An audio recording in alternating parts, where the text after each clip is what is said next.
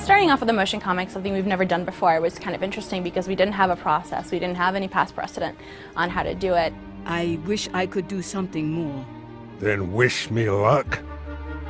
I'm Veronica Pescerianu. I was the producer on the Halo Waypoint motion comics, The Return and Midnight in the Heart of Midlothian.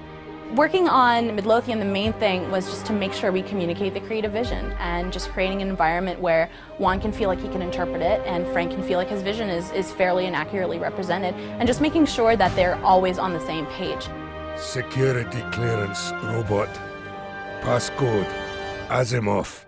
I'm Frank O'Connor. I'm Franchise Development Director for 343 Industries, and I handle a lot of the fiction and ancillary stuff that we do in the Halo universe, as well as much more direct involvement on our main projects. The reason we chose Midnight in the Heart of Midlothian as the first motion comic adaptation from Evolutions was really simple. It was the simplest story. It's actually very straightforward, only has one location.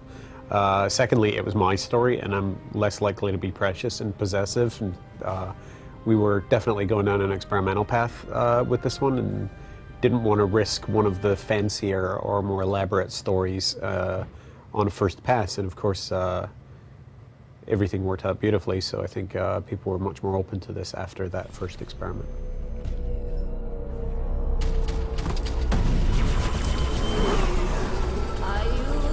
My name's Christopher Melroth. I'm an audio director here in Microsoft Game Studios.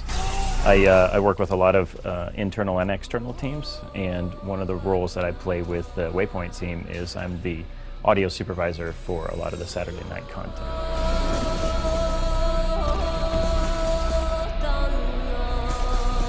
I was the audio supervisor for both Midnight in the Heart of Midlothian and for The Return.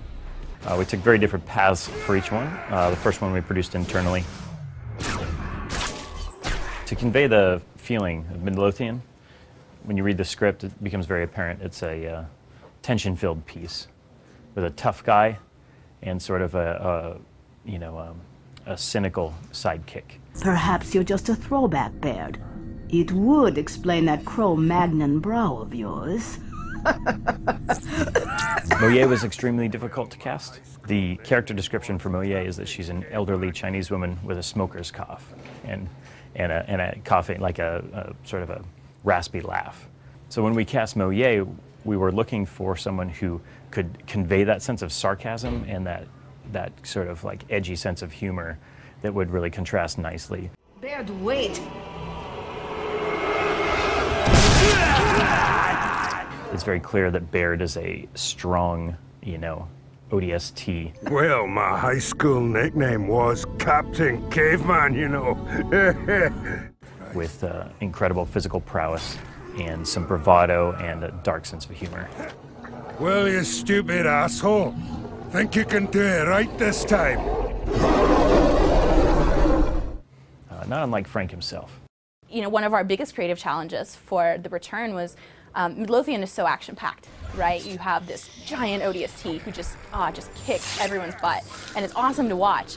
But The Return is much more introspective. It's a really solemn story, and to keep that sort of creative punch going that our fans really love, and also staying true to the kind of reverence of the story was an interesting creative challenge. And Kevin's been really, really great, in letting Juan sort of chop up his story a little bit and interpret it. There.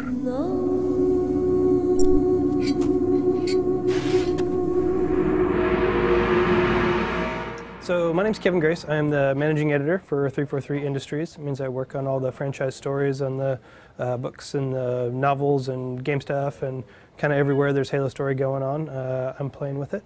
The Return is a story that I wrote for Halo Evolutions, the short story anthology we published towards the end of last year, and I was very lucky to have a chance to write a story as well as serve as the editor for the rest of the stories in there with other editors from Tor Books and other folks in the studio. But that was my first chance to really create my own kind of piece of the Halo universe and put something out there that hopefully fans have enjoyed.